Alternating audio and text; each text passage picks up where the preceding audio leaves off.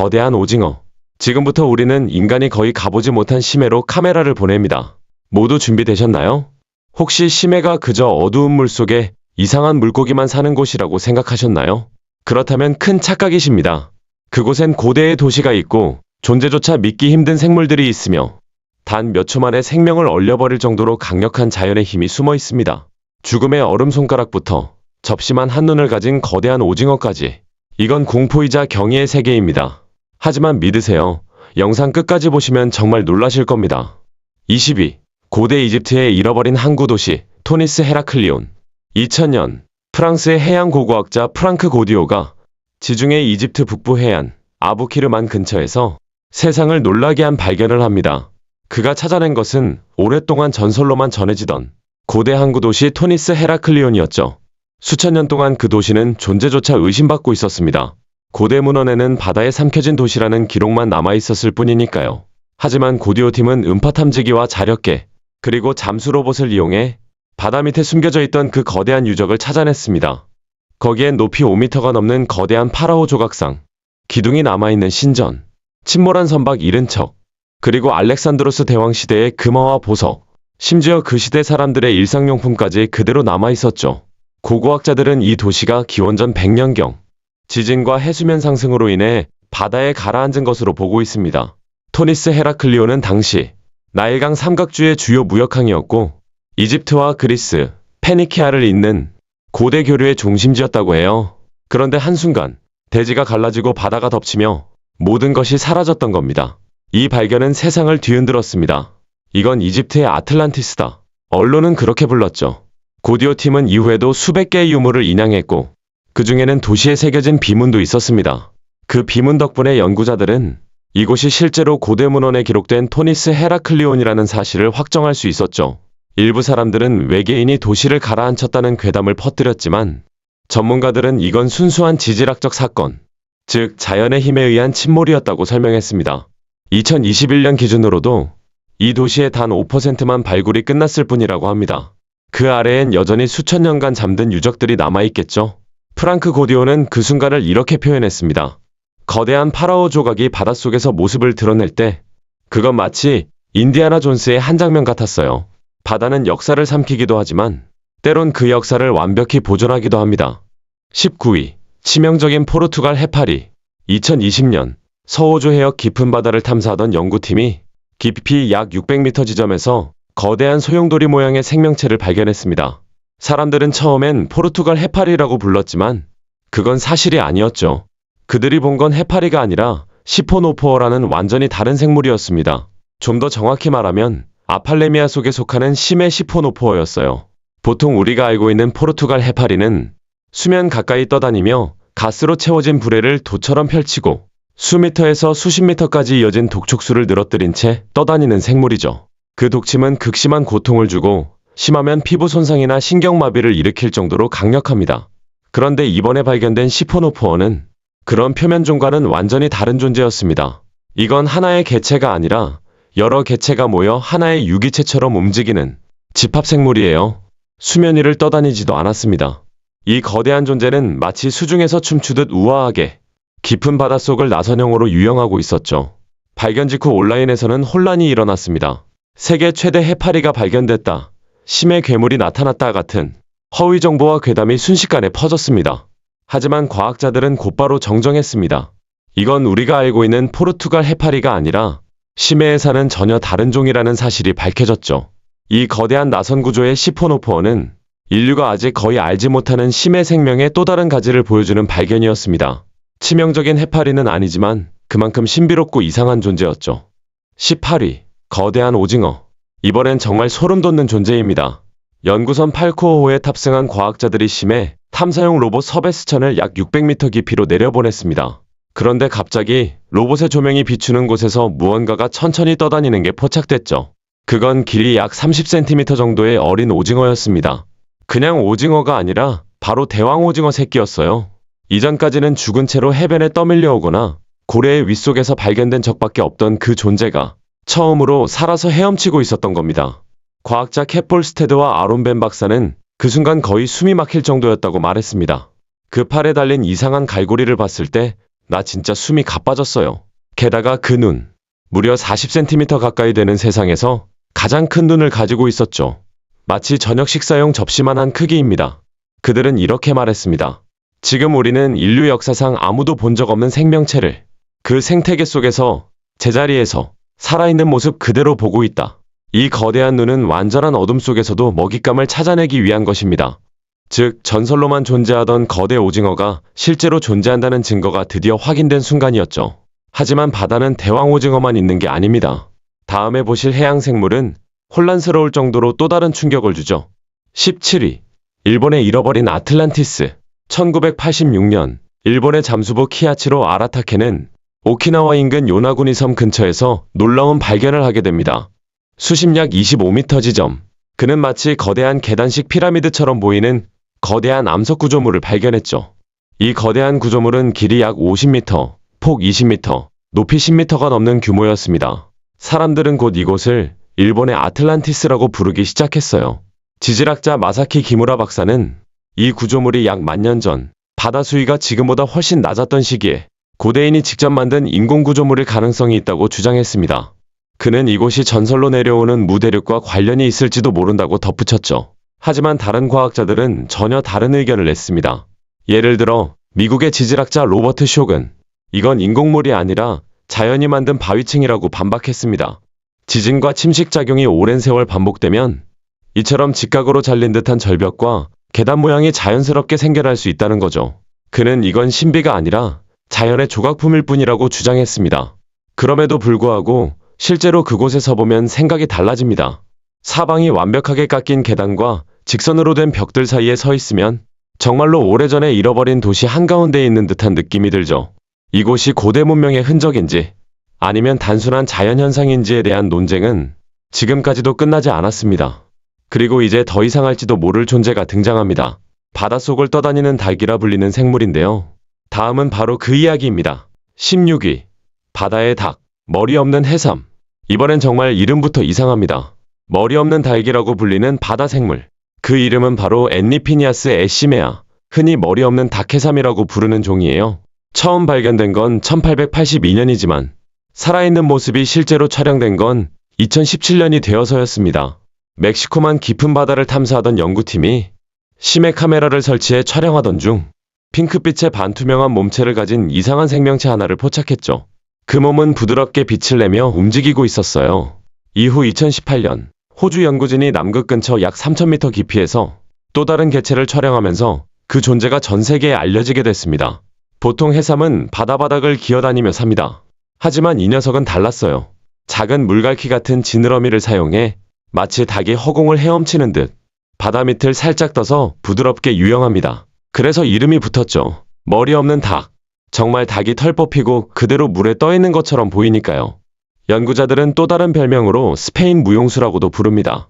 그 움직임이 마치 무용수처럼 흔들리며 춤추는 것 같기 때문이죠.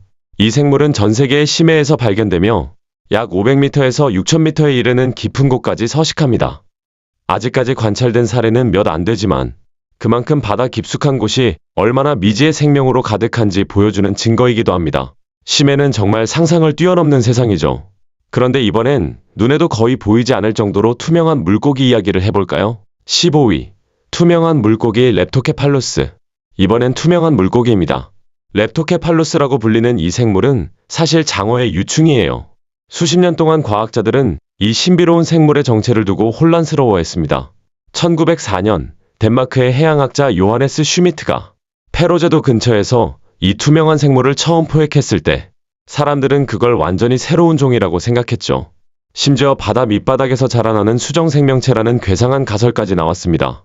하지만 1893년 프랑스의 동물학자 이브 드 라주가 이 렙토케팔루스가 사실은 장어의 새끼, 즉 유충 단계라는 사실을 밝혀냈습니다.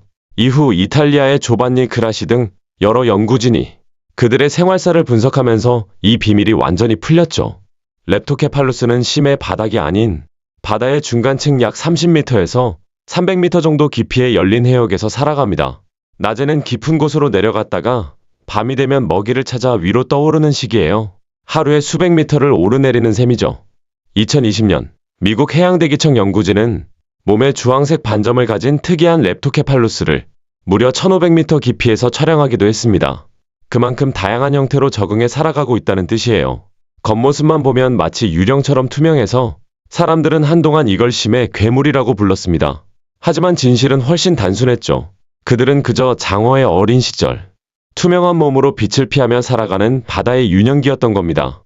심해에는 이런 식으로 괴물로 불리던 존재들이 실제로는 과학적으로 완벽히 설명되는 경우가 많습니다. 이번엔 그런 미스터리의 대표주자, 블룹이라 불린 정체불명의 심해음으로 넘어가 볼까요? 14위, 제2차 세계대전의 유령 함대, 트루크 라군. 1969년, 전설적인 해양 탐험가 자크 쿠스토는 태평양의 미크로네시아 해역에서 세상에서 가장 기이한 바닷속 묘지를 발견했습니다. 그곳은 트루크 라군이라 불리는 제2차 세계대전 당시 일본의 거대한 해군 기지가 있던 곳이었죠.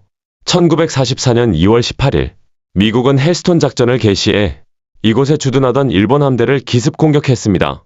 그 결과 40척이 넘는 함선이 가라앉고 250대가 넘는 전투기가 파괴됐습니다. 이후 트루크 라군은 일본의 진주만이라 불리게 되었죠.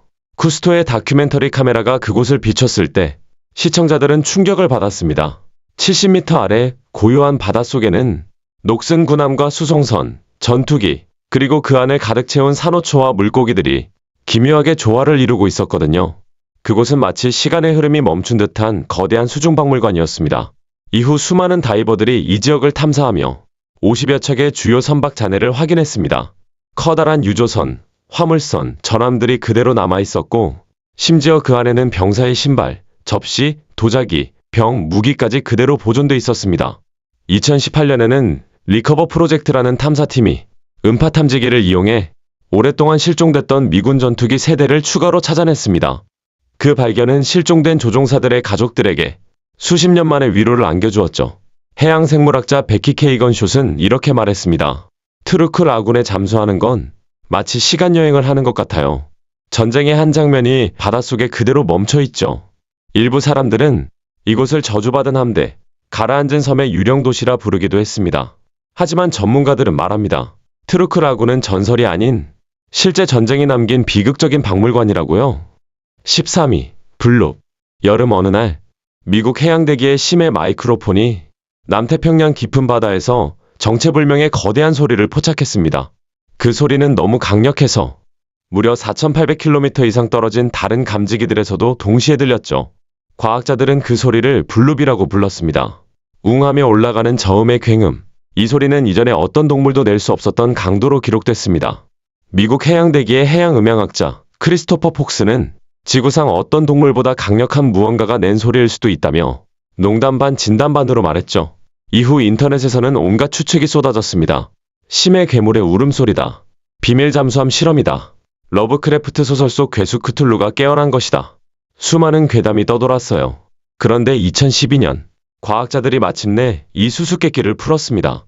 그 블룹은 거대한 해양 생물이 낸 소리가 아니라 남극 근처에서 거대한 빙산이 부서지며 얼음 조각들이 바닷물에 부딪힐 때 생긴 소리였습니다. 지질학자 로버트 다크 박사는 블룹은 빙하가 갈라지고 부서질 때 생기는 지진파와 정확히 일치했다고 밝혔죠. 결국 괴물의 울음소리가 아니라 빙산이 내는 자연의 폭음이었던 겁니다. 하지만 이 사건은 우리에게 중요한 걸 알려줍니다. 심해의 세계는 너무 낯설어서 자연의 현상조차 인간의 상상으로는 쉽게 설명되지 않는다는 것. 그만큼 바다는 여전히 우리의 상상력을 자극하는 신비로운 공간으로 남아 있습니다. 12위, 죽음의 얼음 손가락. 혹시 죽음의 얼음 손가락이라는 말을 들어보신 적 있으신가요? 허무맹랑하게 들리지만 실제로 존재합니다. 이 현상의 이름은 브라이니클이라고 하는데요. 접촉하는 해양생물을 순식간에 얼려버릴 수 있는 얼음 기둥입니다.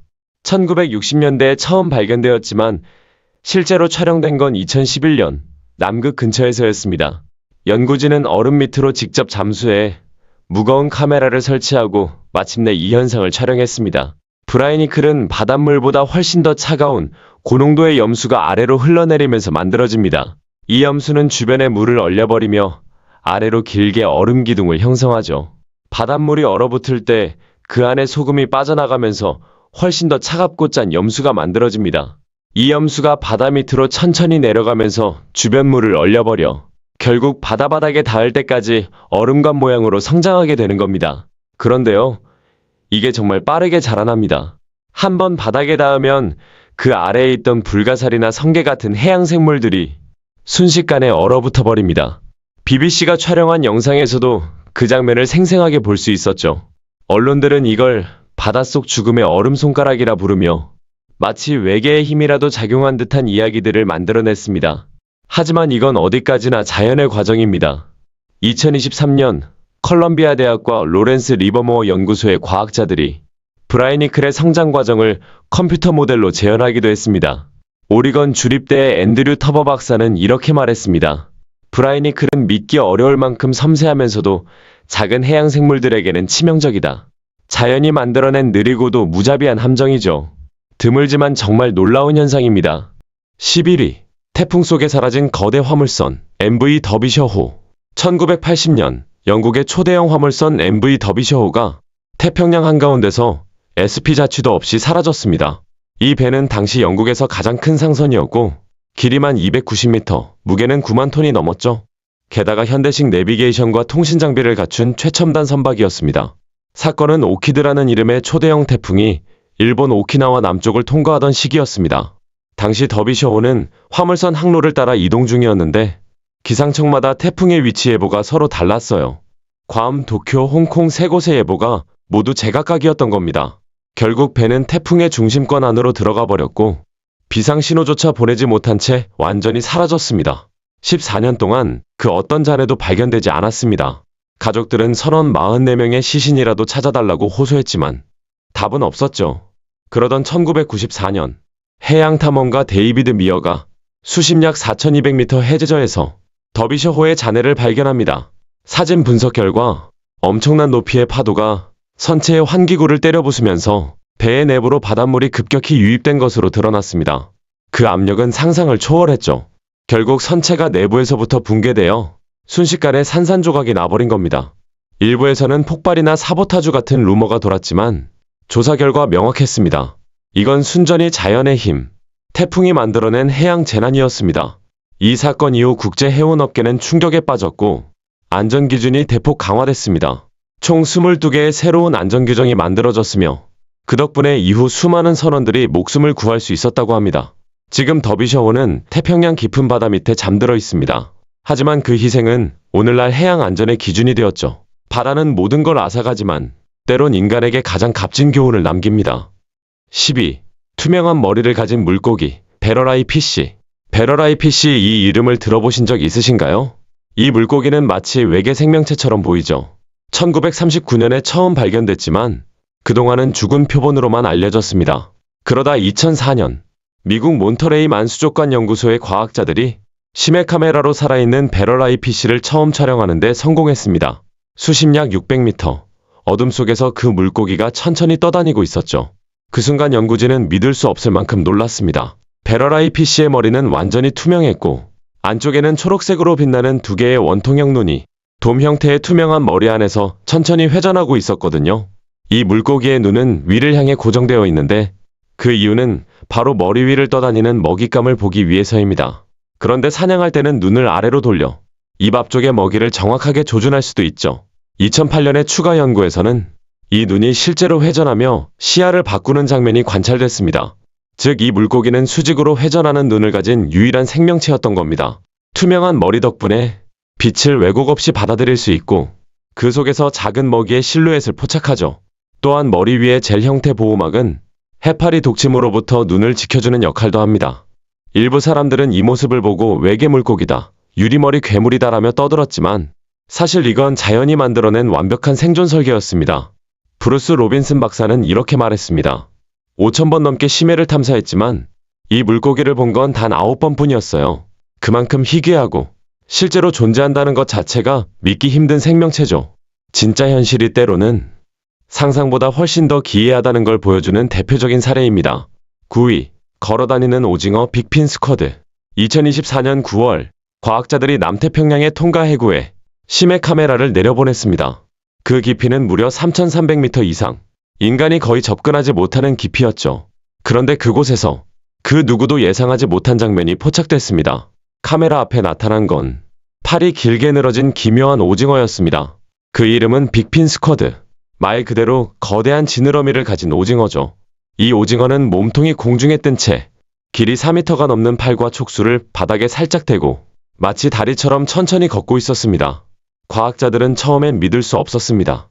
오징어가 그것도 심해의 어둠 속에서 걷는다고요? 하지만 영상은 명확했죠. 그 움직임은 느렸지만 매우 정교했습니다. 긴 팔들이 바닥을 살짝살짝 짚으며 균형을 잡았고 몸통은 유유히 떠 있었습니다. 마치 바닷속 거미가 천천히 걸어가는 것 같았죠. 그동안 빅핀 스쿼드는 흐릿한 영상으로만 몇 차례 목격된 적이 있었습니다. 그래서 사람들은 상상 속 괴물이라고 생각했어요. 길이 8m짜리 오징어가 있다. 바다 밑을 기어다닌다 같은 이야기들이 떠돌았죠.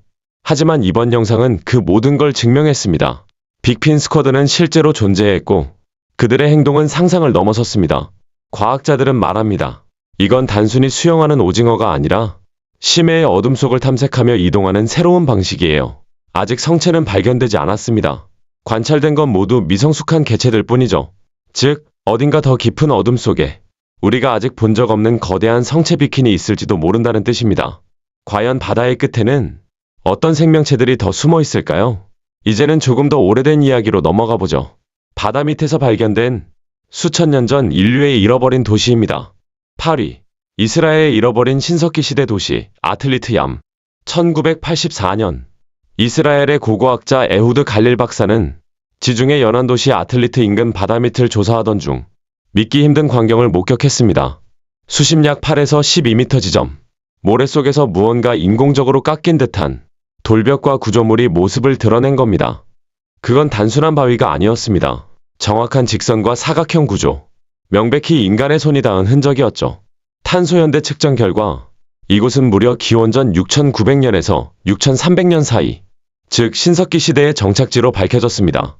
놀랍게도 지금으로부터 거의 9000년 전의 마을이었던 거죠. 잠수 탐사에서 드러난 건 정말 놀라웠습니다. 석재로 쌓은 우물, 벽난로와 집터, 직사각형 주거지와 곡식 창고, 그리고 돌로 세운 거대한 원형 구조물까지. 가장 인상적인 건 중심부에 서 있던 7개의 거대한 거석이었습니다. 각각의 돌은 600kg이 넘었고 그 위에는 의식용 컵처럼 파인 홈들이 새겨져 있었어요. 아마 종교적 제의나 공동체 행사를 위한 신성한 장소였을 가능성이 큽니다. 유적 주변에서는 곡식 씨앗, 무기, 낚싯바늘, 그물추, 그리고 말린 무화과와 미랄까지 발견됐습니다. 즉, 이곳 사람들은 이미 농업과 어업을 동시에 병행하며 정착 생활을 하고 있었던 겁니다.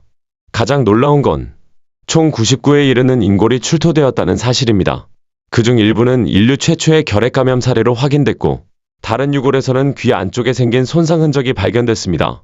고고학자들은 이것이 반복적인 잠수로 인한 압력 손상, 즉 물속에서 일하던 사람들이 남긴 흔적이라고 분석했죠. 그렇다면 이 도시는 왜 사라졌을까요? 지질학자들의 분석 결과 기원전 6000년경 이탈리아의 화산 에트나가 무너져 내리며 거대한 쓰나미가 지중해를 덮쳤고 그 파도가 높이 40m에 달했다고 합니다. 그 한 번의 파도가 아틀리트 얌을 완전히 삼켜버린 거죠. 일부 언론은 이곳을 이스라엘의 아틀란티스라고 불렀지만 갈릴 박사는 이렇게 말했습니다. 이건 전설이 아닙니다. 이건 우리가 실제로 잃어버린 인류 문명의 한 장면이에요. 7위. 멕시코만의 수수께끼 유령선. 2011년 에너지 기업 쉘이 멕시코만 해저를 탐사하던 중 수심 1300m 지점에서 이상한 물체 하나를 발견했습니다. 해저 지도를 만들던 소나 장비에 길이 25m, 폭 8m의 낯선 형체가 잡힌 겁니다. 처음엔 단순한 바위로 생각했지만 정밀 탐사 결과 그것은 오래된 난파선의 잔해로 드러났습니다. 이듬해 미국 해양대기청의 탐사팀이 원격 조종 심해 탐사 로봇을 내려보냈습니다. 그리고 카메라에 잡힌 장면은 모두를 숨먹게 했죠. 거대한 목조선체, 구리판으로 감싼 선저, 녹슬지 않은 닷, 부서진 대포, 유리병, 도자기 접시, 그리고 오랜 세월이 지나도 남아있는 총기류까지. 그야말로 시간 속에 갇힌 한 시대의 배였습니다. 탐사 책임자 잭 어윈 박사는 이렇게 말했습니다. 그 순간 우리 모두가 놀랐습니다. 마치 바다 밑에서 시간이 멈춰있는 듯했죠. 이후 조사에서 이 난파선은 1800년대 초 미국과 유럽 사이를 오가던 상선으로 추정됐습니다. 또한 근처에서 두 척의 배 잔해가 추가로 발견되며 세자매선이라 불리게 되었죠. 전문가들은 이 선박이 아마도 1812년 전쟁 시기 무역 혹은 군수물자를 실어 나르던 배일 가능성이 높다고 봤습니다. 놀라운 건 그 깊은 바닷속에서도 목재 구조물이 완벽히 보존되어 있었다는 점이에요. 그 이유는 선체를 덮고 있던 구리판 덕분이었습니다. 구리판이 부식과 해양생물 침식을 막아 200년 넘게 원형 그대로 유지된 겁니다. 프랑크 칸텔라스 박사는 이렇게 말했죠. 이건 단순한 유물 이상의 존재입니다. 19세기 초의 생활과 항해 기술을 그대로 보여주는 살아있는 역사 그 자체예요. 지금도 이 배의 이름은 정확히 밝혀지지 않았습니다. 하지만 그 신비로운 모습 덕분에 사람들은 이 난파선을 멕시코만의 유령선이라 부르죠. 그리고 이 깊은 바닷속에는 죽은 배가 아닌 살아있는 생명체로 만들어진 더 거대한 성당이 숨어 있습니다. 6위, 고래상어의 마지막 여정. 이번엔 조금 슬픈 이야기입니다. 심해 속에서도 생명의 순환은 멈추지 않죠. 약 10년 전, 과학자들이 바다 밑에서 무언가 거대한 그림자를 포착했습니다. 그건 다름 아닌 죽은 고래상어의 사체였습니다. 고래상어는 지구에서 가장 큰 물고기입니다. 길이 12m가 넘고 무게는 20톤이 넘죠. 그런 존재가 죽어 바다 밑으로 가라앉는 모습은 그야말로 장엄했습니다. 사체는 약 1000m 깊이로 천천히 가라앉으며 그 주변으로 수많은 생명체들이 몰려들었습니다. 가장 먼저 도착한 건 모루스 앵귀라는 장어물이었습니다. 그들은 거대한 고래상어의 살점을 파먹으며 바다의 영양분을 재활용하기 시작했죠.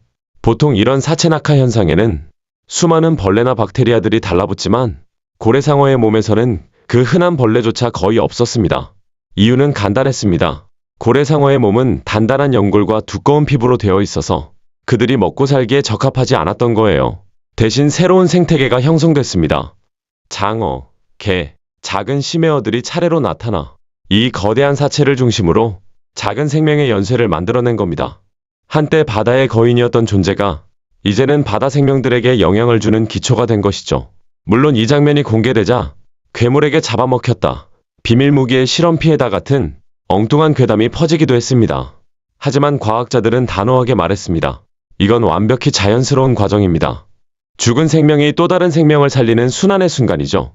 그 장엄한 장면은 우리에게 한 가지를 일깨워줍니다. 심해의 세계에서도 죽음은 끝이 아니라 다른 생명의 시작이라는 사실을요. 5위, 살아있는 산호의 성당, 솔로몬제도 산호 대성당. 이번에는 죽은 배가 아니라 바닷속에서 살아 숨쉬는 거대한 생명체입니다. 2023년 10월 내셔널 지오그래픽 탐사팀이 남태평양 솔로몬제도 인근 바다를 잠수 탐사하던 중 놀라운 것을 발견했습니다. 처음엔 탐사팀도 그것이 침몰한 선박이라고 생각했어요.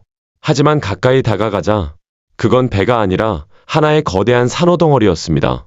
길이 약 34m, 폭 32m, 높이 5m에 달하는 엄청난 크기의 산호초였죠.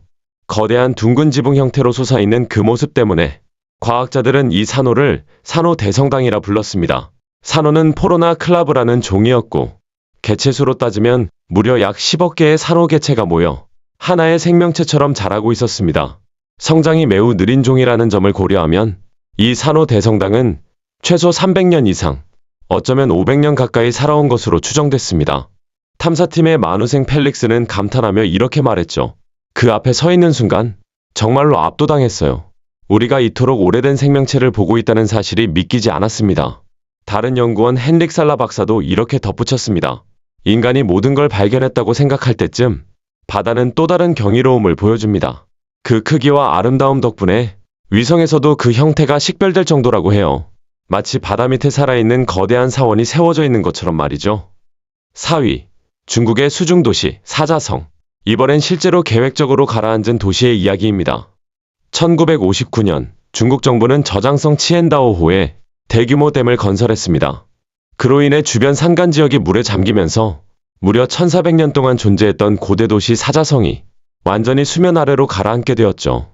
사자성은 서기 62년에 세워진 도시로 5대산의 사자라 불릴 만큼 번영했던 곳입니다. 그 시절엔 웅장한 성문, 돌기둥, 용과 봉황이 새겨진 조각, 그리고 수많은 절과 궁전이 있었죠. 댐 건설로 인해 약 30만 명이 다른 지역으로 이주했고 그 도시는 40에서 50m 수심 아래에 완전히 잠겨버렸습니다. 오랫동안 사람들은 그 도시가 완전히 사라졌다고 생각했죠. 하지만 2001년 탐사 잠수부들이 치엔다오호의 바닥에서 믿기 힘든 장면을 발견했습니다. 그곳에는 여전히 성문, 목조빔, 기와지붕, 섬세한 조각들이 그대로 남아 있었습니다. 물살이 거의 없고 물의 온도도 낮으며 햇빛이 닿지 않는 환경 덕분에 수백 년 전의 건축물이 완벽하게 보존되어 있었던 겁니다. 카메라에 비친 모습은 정말로 경이로웠습니다. 수면 아래로 내려가면 마치 시간이 멈춘 듯 고요한 거리와 문양이 그대로 남아 있었어요. 그 건축물들은 여전히 아름답고 정교했습니다. 탐사에 참여한 다이버들은 말했습니다. 물속에서 도시의 골목을 따라 걸을 때 마치 고대 중국의 과거로 시간 여행을 하는 기분이었어요. 지금도 사자성은 중국의 아틀란티스라 불리며 세계에서 가장 아름다운 수중 유적 중 하나로 꼽힙니다. 이 도시는 단순한 비극의 상징이 아니라 인간의 역사와 자연의 조화가 만들어낸 또 하나의 기적이죠. 3위. 죽음을 부르는 상자 해파리. 이제는 생명을 위협하는 진짜 괴물의 차례입니다. 바로 바다에서 가장 독이 강한 생물, 상자 해파리입니다. 호주 북부의 따뜻한 바다에서는 이 해파리에 쏘여 사망하는 사고가 매년 일어나죠. 2018년 호주 퀸즐랜드 북단의 바마가 해변에서도 17세 소년이 상자 해파리에 쏘여 숨지는 비극이 있었습니다. 오랫동안 과학자들은 이 해파리가 얕고 따뜻한 수면 가까이에서만 산다고 생각했습니다. 하지만 2015년 호주 킴벌리 해양연구팀이 이 상식을 완전히 뒤집는 발견을 했습니다. 그들은 심해 카메라와 트롤 장비를 이용해 수심 40에서 60m 깊이의 바다 근처에서 무려 64마리의 상자 해파리를 포착했습니다. 그것도 살아서 활발하게 움직이며 사냥 중이었죠. 그들은 바다 근처를 유영하며 작은 물고기나 갑각류를 쫓고 있었습니다. 즉 상자 해파리는 단순히 수면 위를 떠다니는 생물이 아니라 심해에서도 적극적으로 사냥을 하는 포식자였던 겁니다. 상자 해파리의 촉수에는 수천 개의 독침이 달려 있습니다. 그 독은 인체의 신경과 심장을 동시에 마비시키며 단 몇 분 안에 사망에 이르게 할 정도로 치명적입니다.